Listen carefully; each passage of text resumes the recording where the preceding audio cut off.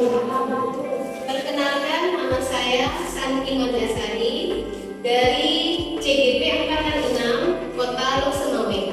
Hari ini saya ingin mempresentasikan tentang budaya positif.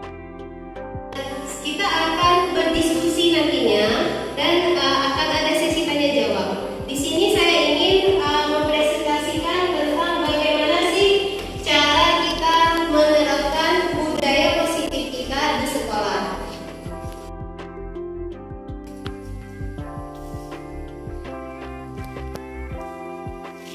Menurut Stephen R. Covey, dia menyatakan bahwa bila kita ingin membuat kemajuan perlahan sedikit-sedikit, ubahlah sikap atau perilaku Anda. Namun bila kita ingin memperbaiki cara-cara utama kita, maka kita perlu mengubah kerangka-kerangka acuan kita. Ubahlah bagaimana Anda melihat dunia, bagaimana Anda berpikir tentang manusia. Ubahlah paradigma Anda, skema pemahaman dan penjelasan aspek-aspek tertentu tentang realitas. Di sini saya akan membahas tentang yang pertama sekali, bila Anda ingin membuat kemajuan, tentu kita semua ingin maju ya, ya kan? Kita ingin hidup kita ini maju, kita ingin sekolah kita maju, kita ingin pendidikan kita maju. Yang pertama sekali yang kita lakukan adalah ubahlah sikap dan perilaku Anda.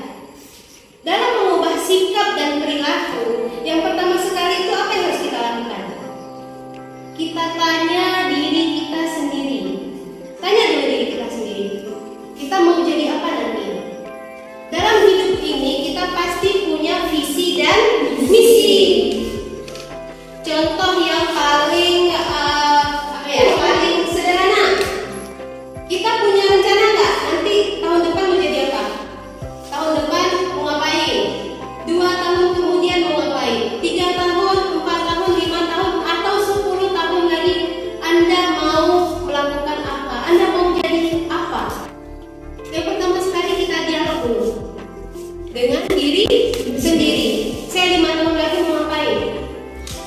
Saya pernah menuliskan di rencana saya di masa yang akan datang. Boleh silahkan dibuka di link YouTube saya.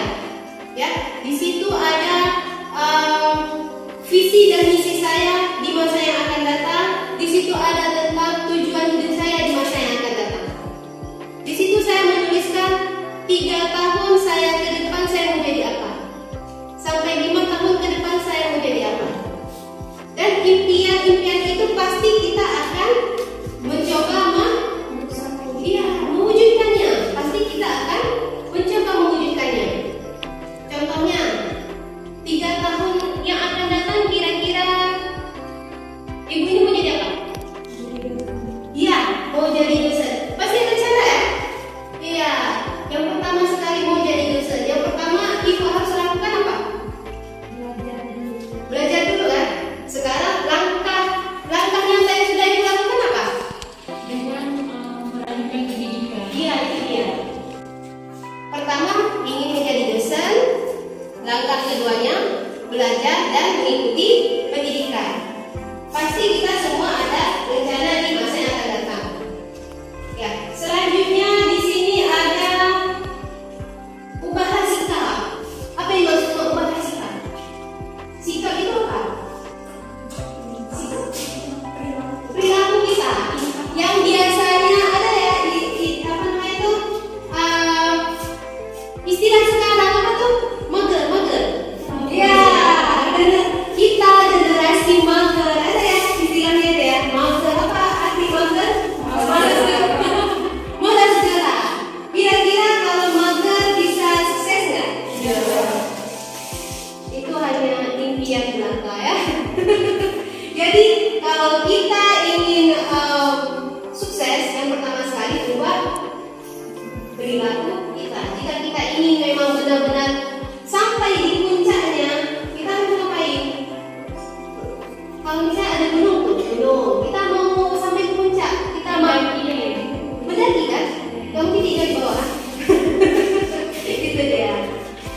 Jadi ubahlah cara berpikir Anda. Jangan bilang, misalnya kita melihat ada seseorang yang sukses, kita bilang beda, dia sama kita beda, nggak mungkin.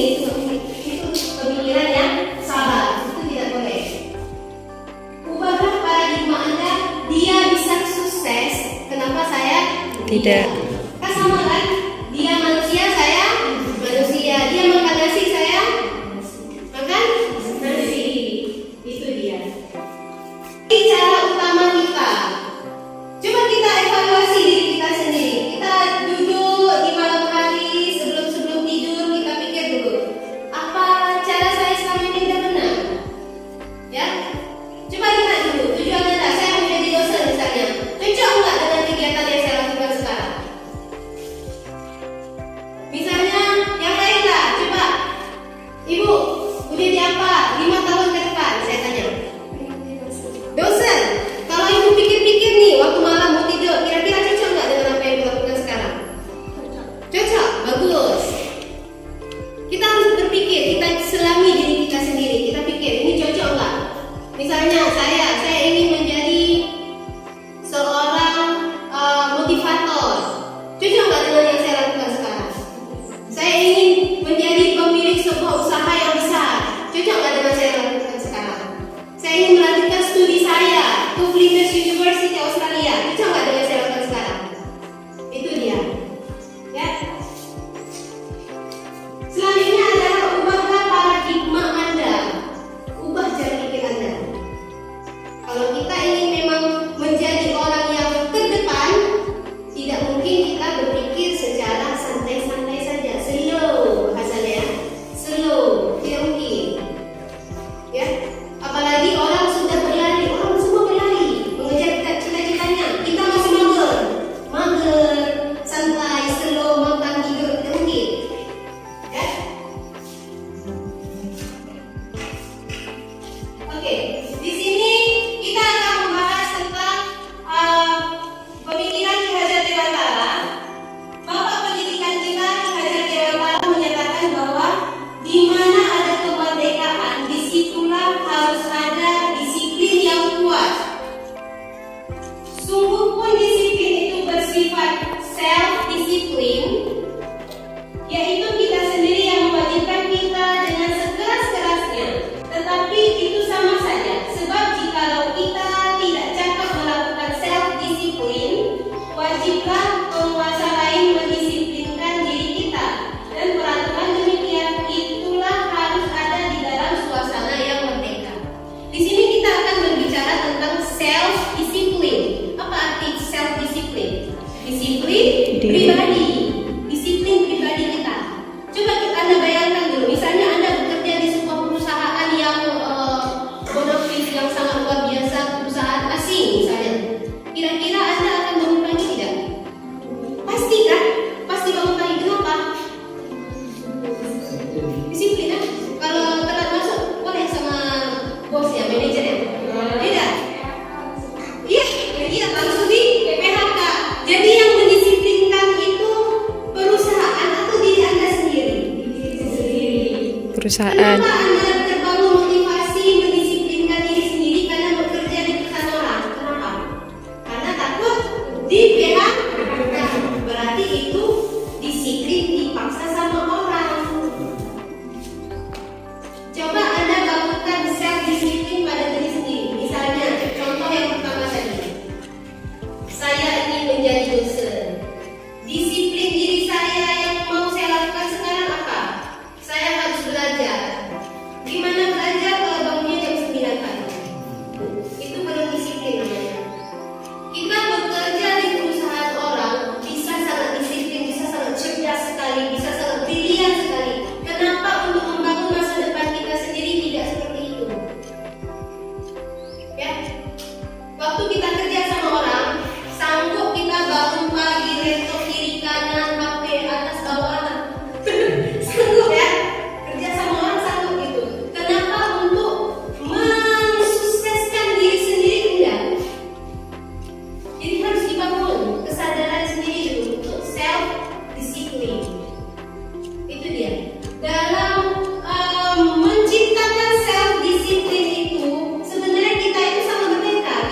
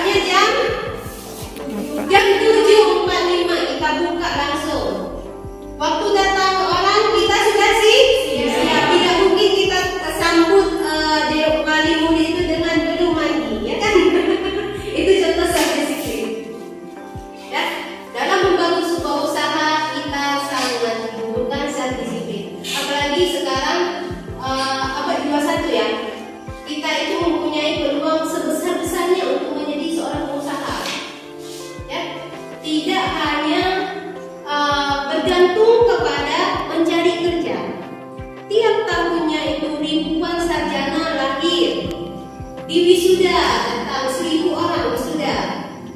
Tidak mungkin bawa ijazah lowongan kerja ada, tidak mungkin. Kita harus punya pemikiran bagaimana cara kita membangun sebuah usaha sendiri, bagaimana kita bisa menjadi pribadi yang mandiri. Yang pertama sekali harus kita lakukan adalah self disiplin.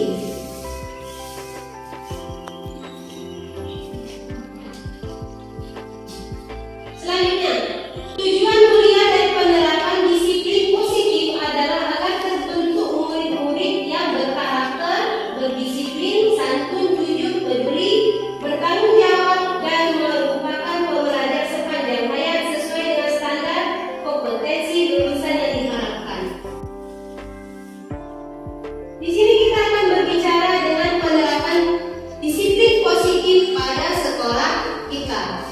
Bagaimana cara-cara yang harus kita lakukan dalam mencapai tujuan kita agar siswa kita menjadi karakter yang mulia.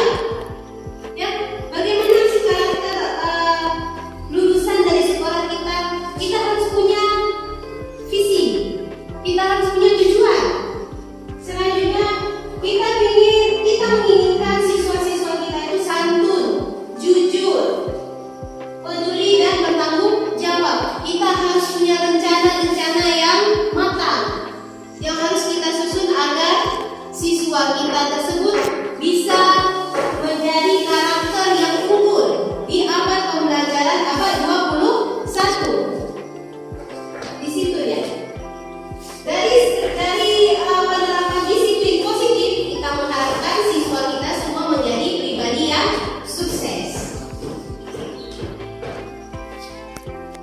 Di sini ada teori tentang motivasi perilaku manusia. Ada 3. Yang pertama sekali untuk menghindari ketidaknyamanan atau hukuman.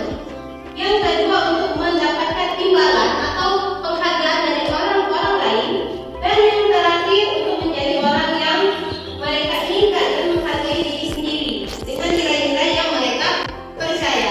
Jadi ada 3 motivasi perilaku manusia. Yang pertama sekali mereka agar tidak dihukum. Kita sering ya melihat siswa kita perintah, nah kalau jangan kayak gini, mereka patuh. Kenapa mereka patuh? Karena dia jangan dihukum, ya kan? Supaya mereka tidak mendapat hukuman dari guru. Yang kedua ada mereka melakukan sesuatu karena ingin mendapatkan imbalan. Ada kan? Nah, kalau ini buat ini, kerjakan tugas ini supaya dapat nilai yang bagus. Itu imbalan. Kira-kira apakah tepat? Poin yang pertama dan poin yang kedua. Tepat tidak? Kurang Tepat.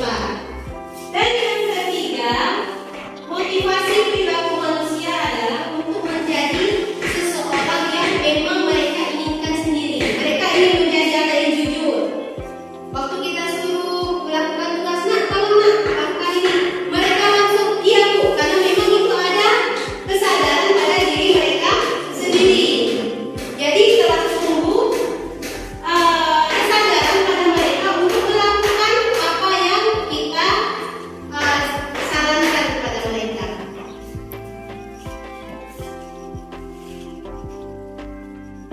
Selanjutnya adalah kita akan membahas tentang keyakinan kelas. Mengapa tidak peraturan kelas? Keyakinan kelas adalah poin-poin kesepakatan yang dibuat bersama murid untuk mengontrol kegiatan siswa ke arah yang positif. Jadi coba kita buat sebuah contoh. Wajib menggunakan helm depan belakang, itu keyakinan atau peraturan? Iya, peraturan itu adalah sesuatu yang hanya mengikat. Jika kita tidak melakukannya, maka akan mendapatkan sanksi. Peraturan itu siapa yang buat?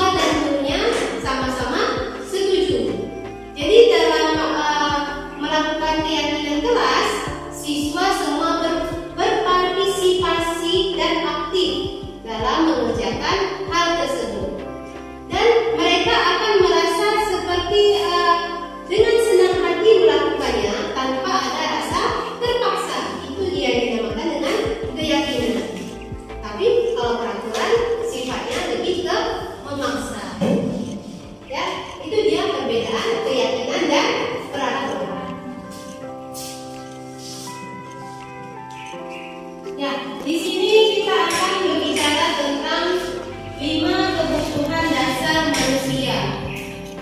Ya, kebutuhan dasar manusia. Kita sering lihat nggak ada orang yang bahasa ininya apa ya? Sirik, dengki. Ada orang dengki. Kita misalnya nggak ada salah apa udah dibilang dia tuh. Nah, ya kan? Pernah kan? Orang yang menjelek-jelekkan orang lain. Itu perilakunya positif apa negatif? Negatif. Jika kita melihat ada orang yang melakukan tindakan yang negatif, kita harus periksa dulu 5 kebutuhan dasar dia itu semua terpenuhi atau tidak. Ada anak misalnya dia suka balap-balap, kita harus melihat keluarganya gimana sih, ya, backgroundnya gimana. Bisa saja mungkin dia broken home, ya. Di sini ada 5 kebutuhan dasar manusia. Yang pertama fisiologis. Fisiologis itu ada makan, minum, tidur, pakaian. Kita kadang-kadang melihat ada anak yang waktu belajar itu tidur dia di kelas. Bisa jadi kebutuhan fisiologisnya itu tidak terpenuhi. Bisa saja dia sebelum ke sekolah tidak makan nasi. Bisa saja. Jadi kita harus paham sebelum kita menjudge anak itu, kita harus lihat dulu. Bisa saja ada kebutuhan lain yang dia tidak dapatkan. Yang kedua adalah rasa aman. Dia tidak merasa aman, dia merasa tertekan. Bisa saja dia dalam keluarganya seperti bagaimana. Bisa saja orang tuanya ribut, dia jadinya tidak merasa aman. Jadi dia akan melakukan tindakan yang negatif. Seringnya kita lihat Bapak Ibu sekalian, ada anak yang merokok atau kena narkoba. Itu sebenarnya ada sesuatu yang kurang dalam hidup dia. Ya, ada ruang yang kosong di dalam hati dia dan dia ingin tambah dengan sesuatu yang lain. Sayangnya hal itu adalah negatif. Oke, jika kita lihat anak-anak yang bahasa kita berbedro ya, dia merokok, pakai narkoba, dia main judi online ya, itu bisa saja ada ruang yang kosong dalam hatinya dan ada kebutuhan dasar dia yang tidak dipenuhi. Selain ini adalah sosial. Sosial di situ adalah bagaimana dia berinteraksi dengan lingkungan. Kita pernah mendengar bully. Bully itu adalah hal yang sangat apa ya namanya? Sangat besar. Masalah dampaknya besar. Kenapa? Bisa memunculkan rasa percaya diri anak tersebut. Dia bisa memunculkan mental dan bisa berdampak ke masa depan dia. Ya, pada saat anak tidak merasa nyaman dia di dalam lingkungan sosialnya, bisa jadi mereka akan menjadi anak yang minder dan bisa gagal di masa yang akan datang. Contoh, ada satu contoh, memang saya lihat langsung ya, ada satu contoh anak ini, jadi dia waktu SMP dia dibully sama kawannya. Setelah dibully, dia menjadi orang yang sangat minder. Pada saat dia SMA, dia hanya pergi ke sekolah, pulang ke rumah di dalam kamar. Dan waktu itu orang tuanya orang yang berkecukupan dan hanya dikasih komputer sebagai teman dia. Jadi dia cuma tahunya game sekolah. Dan pada saat dia kuliah, apa yang terjadi? Dunia kuliah beda ya dengan dunia SMP, SMA itu beda. Pada saat dia kuliah, dia harus mulai berinteraksi dengan orang di sekitarnya dalam mengerjakan tugas, dalam belajar, ya kan? Terakhir apa yang terjadi? Dia hanya kuliah sampai dengan semester 2 dan kuliahnya putus. Dan sampai sekarang tingkahnya hanya seperti itu saja. Dan usianya sudah sampai sekitar usianya 30 tahun. Dia hanya di kamar saja. Itu adalah salah satu contoh dampak bully yang paling besar. Sampai sekarang anak tersebut tidak keluar kamar, hanya sama komputer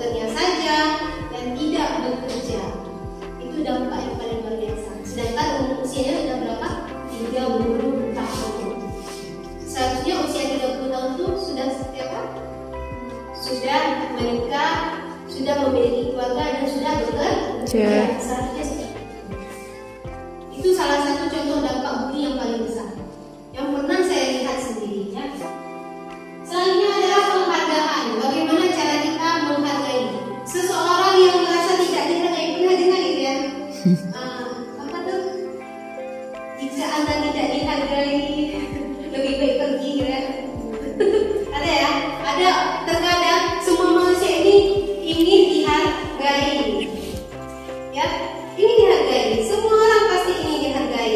Kita sudah melakukan sesuatu, tetapi respon orang santai, cuma jantan. Itu gimana perasaan kita? Merasa seperti tidak dihargai. Itu juga sama dengan siswa kita. Pada saat siswa kita mengerjakan tugas dengan bagus, itu lebih baik ya kita sebagai guru kita langsung wow bagus nak, mantap nak. Jangan pelit-pelit memberikan pujian bagi anak-anak kita. Bagus nak, ibu tidak pernah melihat ini karya sebagus ini, walaupun sebenarnya banyak ini. Ya, kita bagaimana cara kita harus memberikan penghargaan bagi anak tersebut, walaupun tidak kita kasih piala ya. Minimal kita puji aja lah. Wih kamu, mata kamu cantik kan ini. Itu pun boleh. Pokoknya kita puji dia. Jadi kan pada saat kita sudah memberikan pujian, anak tersebut akan terikat mental dia dengan kita. Ya, mereka akan nyaman dengan kita. Ya, jadi mereka akan lebih mudah berkomunikasi jika mereka ada masalah nantinya. Ya, jadi pada saat kita memberikan penghargaan, ya nak bagus sekali kamu, hebat sekali kamu, ini mantap, tingkatkan lagi. Mereka akan merasa dihargai. Itu dia. Selanjutnya yang terakhir adalah aktualisasi diri. Bagaimana dia ingin memperlihatkan kehebatannya di depan orang lain. Bagaimana dia bisa mengembangkan dirinya. Pada saat semua komponen ini sudah terwujud, mereka akan menjadi seseorang yang sangat luar biasa sekali. Ya. Jadi kita sebagai guru harus dapat melihat semua masalah yang terjadi pada anak didik kita itu dari sisi yang berbeda. Tidak hanya dari apa yang terlihat saja. Kita harus dapat melihat dari sisi yang bisa saja sisi tersebut hanya dia dan kita nanti yang tahu. Bisa saja dia melakukan hal yang negatif itu gara-gara di rumah tidak pas. Ya. Coba kita pelajari lagi ya.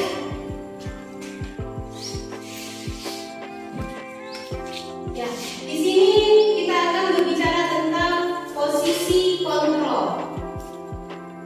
Posisi kontrol itu adalah sikap kita, bagaimana kita mensikapi sebuah masalah yang terjadi pada siswa kita.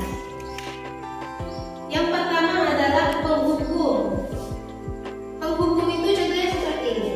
Misalnya ada anak murid telat datang sekolah, langsung kita bilang, sekarang kamu telat sekolah, lari keliling lapangan 10 kali. Itu contoh dari Penghukum. guru penghukum. Ya, dampaknya apa? Ada anak telat datang ke kelas, dah sekarang kamu lari keliling lapangan 10 kali. Dampaknya apa? Dampaknya sakit hati. Ya, ada dendam di dalam hati dia. Minggu ini saya telat, suruh lari lagi, capek lagi. Ya, anak-anak akan nanti itu akan menumpuk dan suatu saat nanti akan meledak. Bisa jadi dia melawan. Hati-hati. Yang kedua adalah membuat orang merasa bersalah.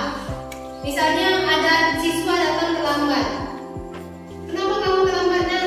Terlambat bangun. Janganlah begitu. Dia mana kamu ini? Kamu mau jadi apa ini? Hidup kamu bagaimana ini? Nah, kenapa kamu kayak gini? Jadi anak itu kan dia merasa bersalah akan dirinya sendiri. Yang ada, jika itu terus terjadi dan berlarut-larut, yang akan terjadi adalah dia akan menjadi orang yang ragu-ragu, minder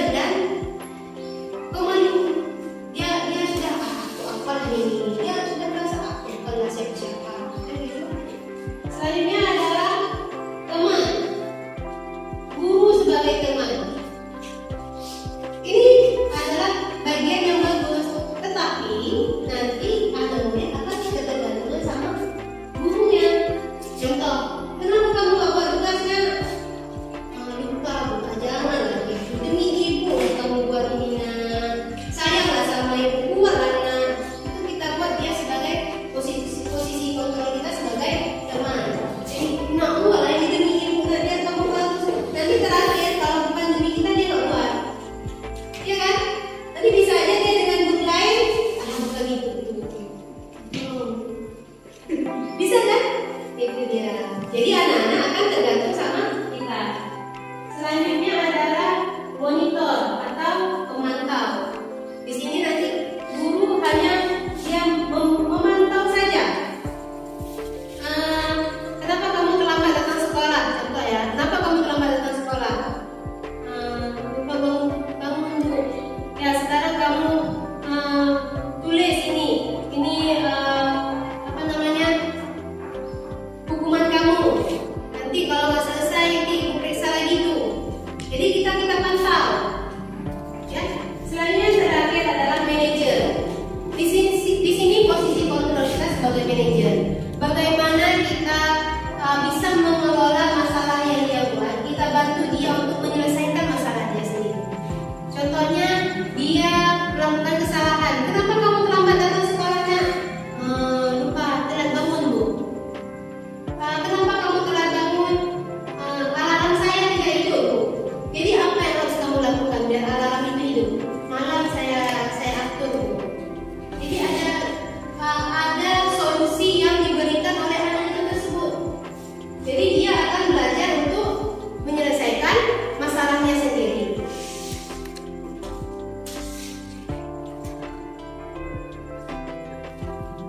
Ini adalah cara untuk menyelesaikan masalah yang dilakukan oleh murid. Bagaimana cara mereka mencari solusi yang tepat dalam menyelesaikan masalah mereka. Contohnya, ada seorang siswa lupa mengerjakan PR. Ya, dia lupa mengerjakan PR. Bagaimana dia dapat mencari solusi dari lupa mengerjakan PR itu? Kita tanya sama anak itu, "Nak, gimana ini? Kamu lupa mengerjakan PR, seharusnya di mana? Apa yang dapat kamu lakukan?" Nanti siswa itu akan berpikir, "Oh ya Bu, nanti ke depan saya akan mengerjakan PR malam Bu." Ya. Pada tahapan segitiga restitusi, yang pertama sekali kita harus menstabilkan identitas. Kita bisa mengungkapkan perkataan. Ya, nah, Ibu paham. Memang rame anak lain yang seperti ini. Tapi kan kamu anaknya kan baik, kamu seharusnya mengerjakan PR tersebut. Itu dia. Contoh kata-kata yang digunakan. Selanjutnya kita memvalidasi kesalahan. Kita tanya kepada dia, "Nak, menurut kamu supaya kamu bisa mengerjakan PR, apa yang seharusnya kamu lakukan?" Nanti dia akan kasih kan? Iya. Dan selanjutnya adalah kita tanyakan keyakinan kepada dia. Kita tadi sudah mengatur keyakinan kelas kan? Disiplin tadi contohnya. Kita tanya, kira-kira keyakinan kelas yang mana yang kamu langgar ini? Nah, "Oh ya Bu, saya sudah melanggar kedisiplinan Bu." Jadi kan tumbuh rasa kesadaran yang ada dalam diri dia sendiri. Begitu.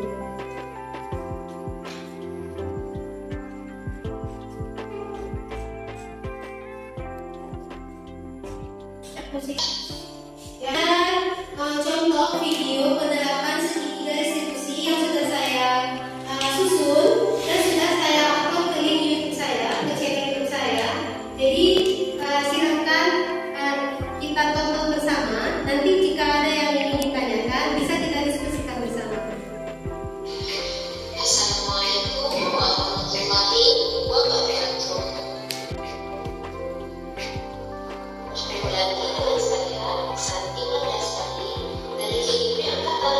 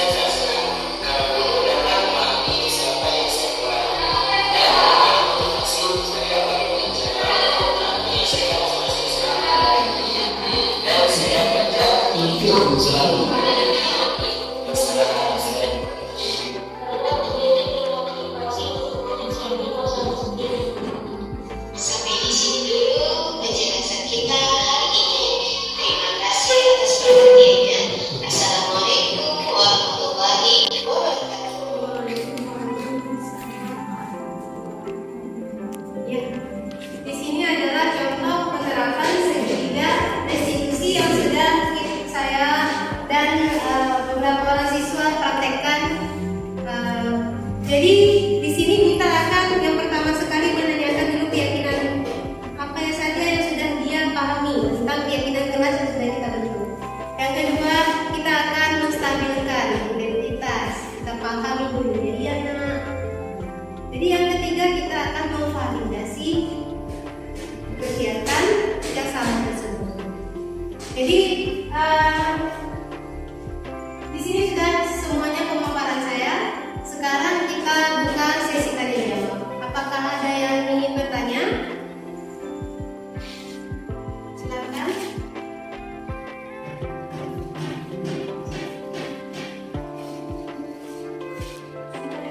Tiga.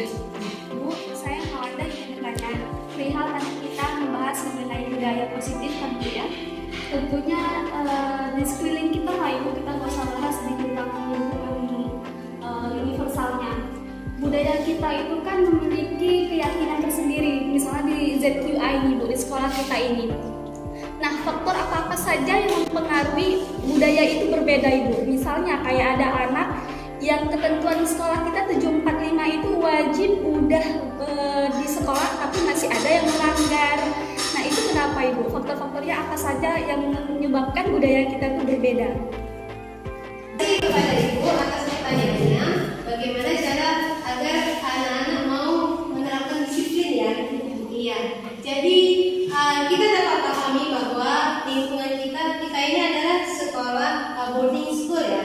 Kita di sini boarding school dan ada terkadang siswa itu membuat sebuah kesalahan dan dia melimpahkan kesalahannya itu gara-gara misalnya terlambat dikasih bangun gitu ya, atau lagi ngantri makan ya.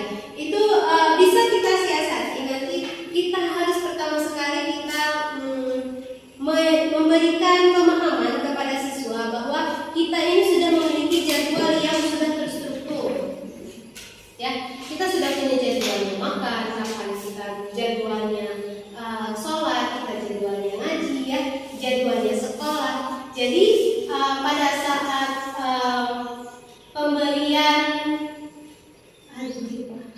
pada saat kita memberikan pemahaman kepada siswa, itu kita harus menanyakan dulu.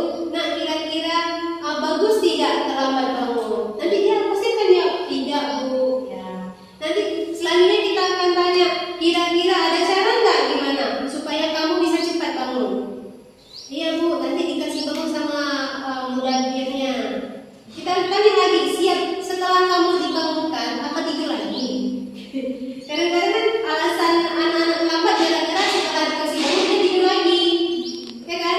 Kita paham ya, di boarding school kita kadang-kadang anak-anak sudah dibangunkan dia bangun lagi. Jadi kita harus menanyakan solusi dari diri dia sendiri dulu. Bagaimana cara dia menyelesaikan masalah dia sendiri. Jadi kita beri dia pemahaman. Nah, ini yang sudah kamu lakukan salah. Jadi menurut kamu apa yang seharusnya kamu lakukan untuk diri kamu sendiri supaya kamu bisa menjadi seorang anak yang disiplin. Jadi siswa itu akan berpikir, setelah dia berpikir akan tumbuh keyakinan pada dirinya sendiri. Oh ini iya benar salah. Jadi dia akan mencoba membuktikan pada diri dia sendiri kalau dia memang bisa melakukan apa yang sudah dia katakan sebelumnya. Ya seperti itu. Bagus sekali pertanyaan Ibu Mawaddah. Terima kasih Bu. Ada pertanyaan yang lain? Ada pertanyaan? Mari sama-sama kita melihat contoh video penerapan 5 posisi kontrol. Ya, tadi posisi kontrol yang sudah saya jelaskan. Salam bahagia Ibu dan Bapak Guru hebat. Dalam menerapkan disiplin positif restitusi, salah satu program yang dikembangkan adalah 5 posisi kontrol. 5 posisi kontrol dalam restitusi adalah proses perjalanan seorang pendidik agar dapat mengenali dirinya. Pada video kali ini, kita akan membahas tentang 5 posisi kontrol yang dikembangkan oleh Dayat Blossom dan contoh penerapannya.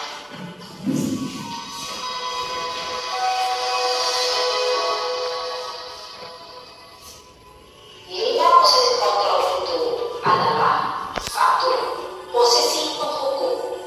2. Posisi pembuat merasa bersalah. 3. Posisi teman. 4. Posisi pemantau atau monitor. Dan 5. Posisi manajer. Untuk lebih memahami kelima posisi tersebut, mari kita saksikan kasus Nares yang terlambat hadir 20 menit sekolah dan melihat bagaimana kelima posisi kontrol dalam menghadapi masalah tersebut.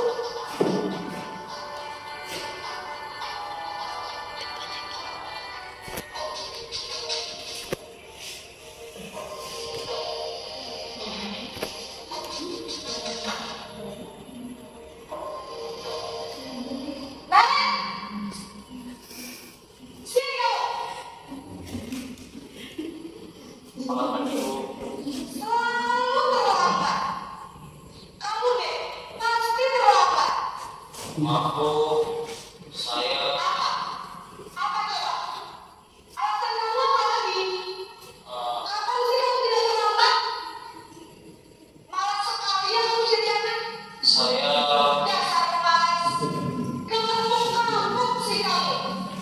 Sudah berapa kali terlambat?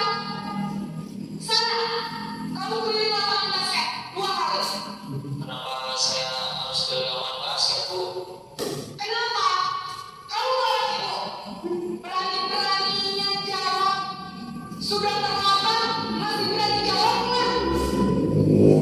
Sekarang, keliling lapangan basket 5 kali sekalian. Biar kamu. Cepat. Pergi sana ke lapangan basket. Posisi penghukum biasanya berbicara dengan nada tinggi, menghakimi, menunjuk-nunjuk, menyakiti, dan menyindir. Hukuman bisa berupa fisik maupun psikis.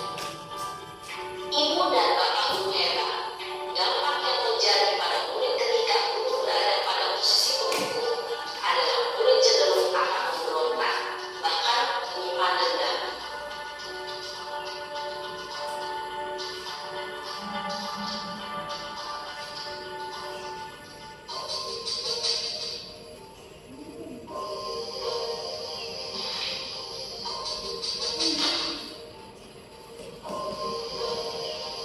Naik!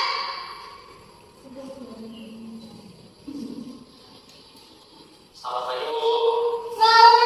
Naren, kamu kenapa terlambat lagi, Nak? Ya Tuhan, Naren. Kamu senang ya bikin ibu susah ya? Kalau kamu terlambat lagi, nanti ibu yang ditegur bapak kepala sekolah, Nak.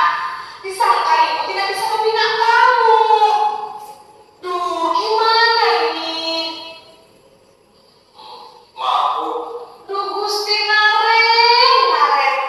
Kamu suka ya kalau ibu tegur bapak kepala sekolah? Terus, sekarang ibu harus tulis apa ini di buku absen? Ini kamu sudah sering terlambat loh. Ibu harus apa coba? Maaf, Bu. Maaf sekali. Ya sudah, lain kali jangan bikin ibu susah lagi ya, Nak ya. Ibu tidak akan kuat lagi kalau kamu gini terus. Bisa jantungan kalau ibu tegur bapak kepala sekolah. Sana cepat ke kelas. Maaf ya, Bu. Maaf sekali. Posisi membuat rasa bersalah, berbicara dengan nada tenang, cenderung lembut, namun kata-kata yang diutarakan membuat murid merasa menjadi orang yang gagal, memandang buruk dirinya sendiri, merasa tidak berharga, dan tidak sanggup membahagiakan orang lain. Ketika guru mengambil posisi membuat rasa bersalah, murid akan menganggap dirinya yang bersalah dan ia akan menyimpan emosi negatif tersebut di dalam dirinya.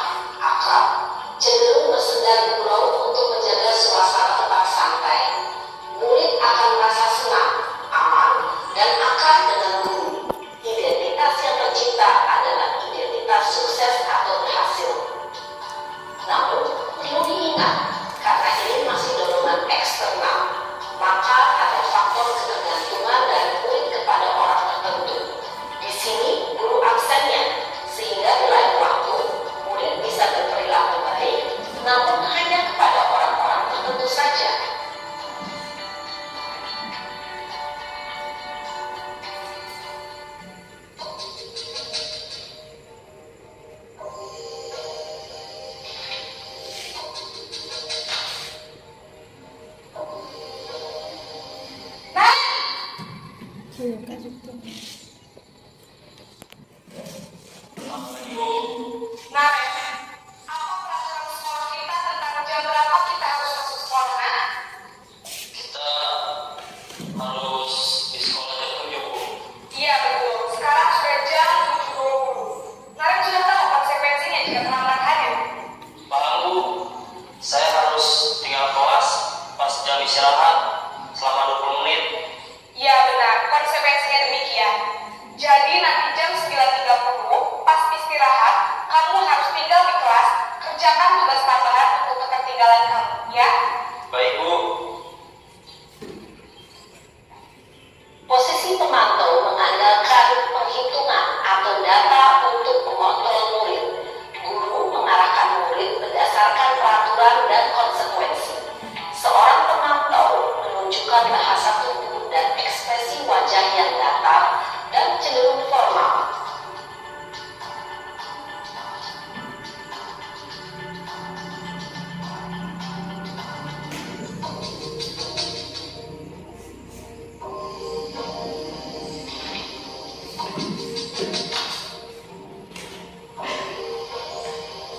Naren!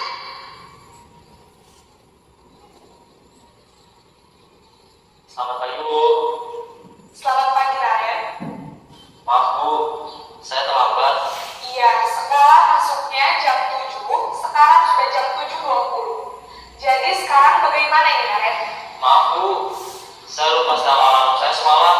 Baiklah, menurut kamu, keyakinan sekolah yang mana yang perlu kamu tingkatkan?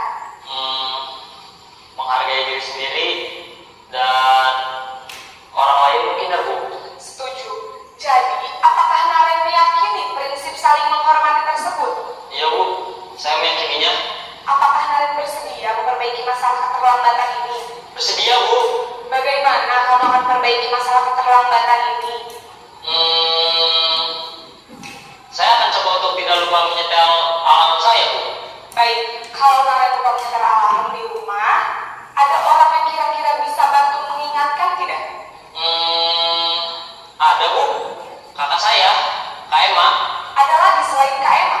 Selain Kak Emma, ada ibu saya. Baik, jadi yang mengingatkan Naren adalah Kak Emma dan ibu kamu, ya? Kira-kira akan mulai setel alarm kapan nih, Naren? Setelah pulang sekolah, akan segera saya lakukan. Baik, jadi Naren akan setel alarm untuk bangun besok pagi dan akan diingatkan oleh kakak dan ibunda Naren, ya? Ada lagi yang mungkin perlu dilakukan, Naren? Agar tidak terlambat bangun lagi. Tidak ada, Bu. Baik, Naren.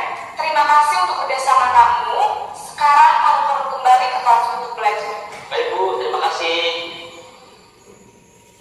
Posisi manajer adalah posisi kontrol yang disarankan untuk membimbing murid memiliki sikap disiplin yang positif, yaitu murid yang mandiri, bertanggung jawab, dan dapat memecahkan masalah. Tujuan dari posisi ini adalah agar murid dapat berefleksi atas tindakannya. Guru akan terus memberikan pertanyaan-pertanyaan bermakna, sehingga membuat murid dapat belajar dari kesalahannya dan mencari sebuah solusi untuk menyelesaikannya. Ibu dan Bapak guru hebat, setelah mengamati adegan kelima posisi kontrol tadi, kira-kira posisi mana yang paling ideal? Posisi mana yang dapat menunjang motivasi intrinsik murid? Ya, tentu posisi manajer. Posisi ini memang posisi ideal yang ingin dituju setiap pendidik.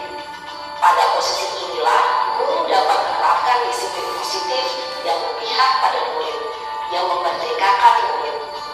Perjalanan seorang pendidik tentunya tidak mudah untuk sampai pada posisi seorang manajer. Namun, tujuan kita pasti, yaitu menciptakan murid-murid yang mandiri, merdeka, dan bertanggung jawab. Semoga penggambaran 5 posisi kontrol yang telah diperlihatkan ini dapat menjadi ajang refleksi bagi kita semua, agar dapat terus mengasah dan menerapkan disiplin positif yang memerdekakan murid. Mari terus berlatih dan bersemangat. Selamat menerapkan. Salam dan bahagia, Ibu dan Bapak Guru hebat.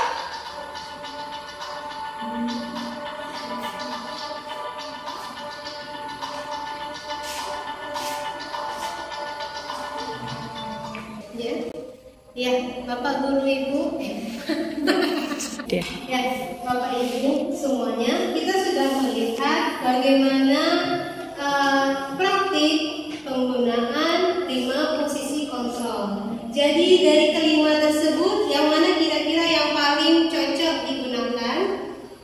Manajer. Iya, posisi manajer. Pada posisi manajer ini kita akan membantu siswa untuk berpikir bagaimana mereka bisa memecahkan masalah yang mereka buat sendiri. Jadi dari penjelasan saya tadi, dari pertama sampai dengan akhir, kira-kira apa ada pertanyaan? Saya terima satu pertanyaan lagi. 1, 2, 3. Baik, menarik sekali materinya ya Bu Santi, tetapi yang masih mengganjal di pikiran saya ini bagaimana jika anak tersebut setelah diterapkan posisi manajer, tapi dia masih belum berubah, apa yang harus dilakukan oleh seorang guru di sini? Iya, Ibu, terima kasih, pertanyaan sangat bagus sekali. Apa yang harus kita lakukan setelah kita terapkan posisi manajer itu, siswa tersebut tidak berubah juga ya? Iya, memang pada proses pembentukan keyakinan pada seorang siswa itu tidak bisa sekali kita terapkan langsung jadi, karena di situ harus ada yang namanya proses pembiasaan. Jadi kita harus terus mencoba melakukan hal tersebut berulang-ulang. Misalnya hari ini dia buat salah, kita bantu dia, kita terapkan posisi kontrol manajer kita. Jadi hari ini seperti itu, besok lagi seperti itu, selanjutnya seperti itu secara kontinu. Nanti kita akan mengharapkan siswa tersebut lama-lama akan sadar. Jadi memang tidak mungkin hal tersebut akan tumbuh secara instan seperti itu. Bisa diterima Ibu? Bisa, berarti memang ada konsisten dari gurunya yang terus berusaha untuk mengingatkan murid dalam menerapkan 5 kontrol ini ya. Iya Bu, sangat bagus sekali. Memang jadi pada penerapan budaya positif di sekolah, hal tersebut tidak mungkin terjadi secara instan. Pastilah harus kita laksanakan secara kontinu dan secara konsisten.